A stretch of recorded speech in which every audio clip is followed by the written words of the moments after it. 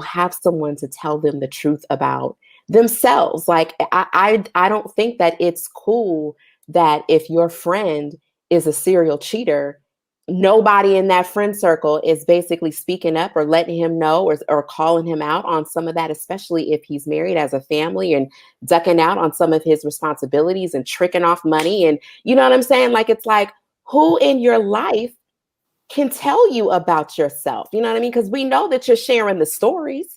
So, And his like, homies over there living vicariously through him. yeah, you know what I mean? Pictures, So stories. all of it, you seeing all the details, you know all of it, but yet nobody's able to really tell you the truth of not only how it's impacting somebody else's life, but your own life. Like that is definitely something where there could be a lot of growth. And I'm glad that Marcus is an example of someone who has found that for himself and can share the benefits of it and how important it is. And I'm sure we're even seeing the fruit of it just with his interview, and him being willing to stick around in his relationship and not flee. So yeah, we all need accountability. Yeah, I completely agree. Both of you, very well said. And just to give a little bit more about Marcus, he actually started a boys group home. So what he learned actually goes a step further. And now he's sharing that light, that love, that tightness, that accountability. And what he's able to see from creating a space where men can speak, hear the truth via love, with people that they trust, he's like, they're happy. Like, it went from, hey man, like, what's up, to what's up, bro? Like you're open, you're free. There's no shame. There's no guilt. There's no, somebody has your back. I feel like the same family vibe that dudes from the street are looking for, somebody to have their back, somebody to tell them this. It can be found in other ways if the environment is set right, because that's what it is. It's still love. It's being able to talk and to communicate. And I really appreciated this because it helps me humanize men. I will tell you all the time that I was the first person to think, oh, men don't have emotions, just because I wasn't willing to go deeper to understand. And I'm basing my interactions off the surface level of what I'm interacting with men. I just thought, oh yeah, men and women are different and emotions is something they didn't get.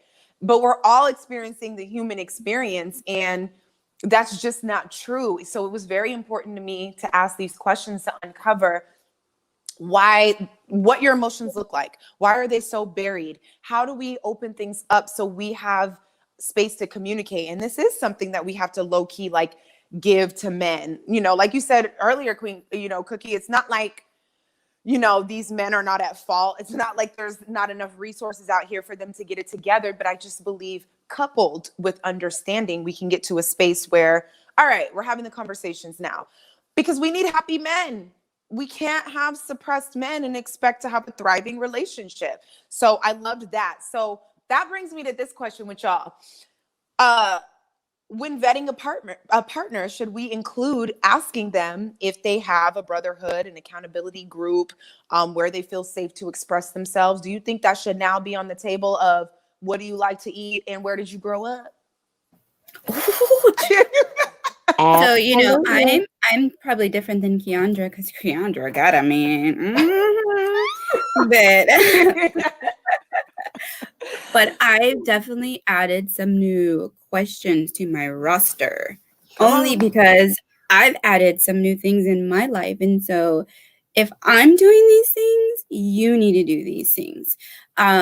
I do remember my ex asking me if I've ever gone to therapy, and I remember telling him no, and he's like, "You never been to therapy?" And I was like, "No," and I didn't know that was a big deal. And now I see, oh, that was a big deal. Now I understand why he was saying that. Oops, my bad. So yeah, adding that to my list, so that's a big one for me now. I want to know, like, have you had therapy? Have you dealt with childhood traumas? Like, have you done shadow work before? Like, have you done any of these things? All of these things that I'm doing right now. What's the last book that you read? What's the last, there's just different things on my list now, because I'm like, these things are important to me. I don't care if the Lakers were playing last night. I don't give a FUCK. Like, I really don't. And those are the type of men that are normally attracted to me, like these buff sports world guys, Sports but they don't world, got boy. but they don't got nothing to talk about. I'm like, well, I want to talk about, what I read in my book, or I want to talk about this podcast that I listened to last night, or I want to talk about what my therapist said. But he can't even have those type of conversations with me because we're not on the same page. So yes, in my dating world now, my questions are different because I need to understand, can we communicate? Are we on the same vibration? Are we? Because I don't live in that world anymore. I used to be that girl that knew every LeBron James stat. I used to know when the game was coming on. I used to be right there with my beer and like, yeah. Now I don't even care about that. I'm just worried about getting myself to the next level and doing the things that, feed my soul. And so I can't be with somebody like that. Now, is it okay to go to the game every now and then and have fun? Absolutely. But if you live in that world, like, we don't go together. And those are just certain things that I'm learning, Jamie, and adding those questions in my dating life. And you'd be surprised how with the different type of men that you attract when you start asking those questions, because you weed out all the BS. You weed out all the BS.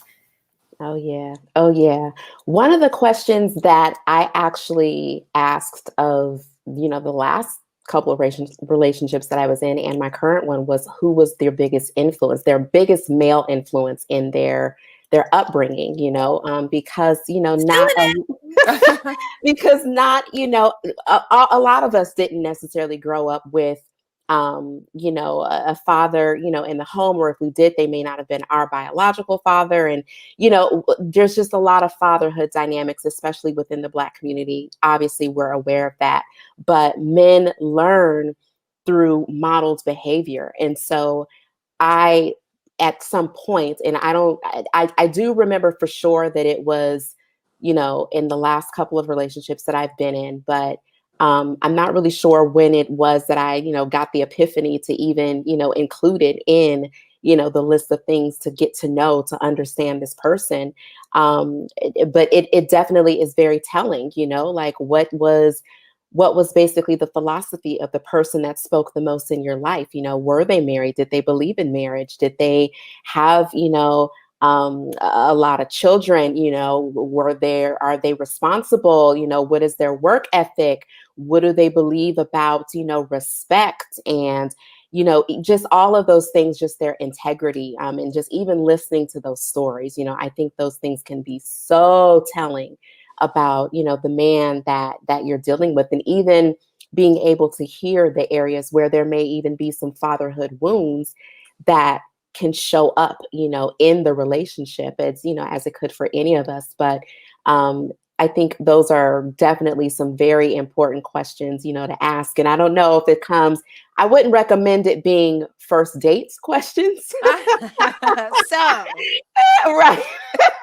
I don't I have a recommend it glass being of the wine first now. date. Who is your male But, influence? if it's somebody that that you're feeling, right? If Like, it's someone that you're feeling so and you who see some raised questions, you? yeah, like definitely ask. Definitely ask that question. I think it certainly will let you in on who you're dealing with. No, I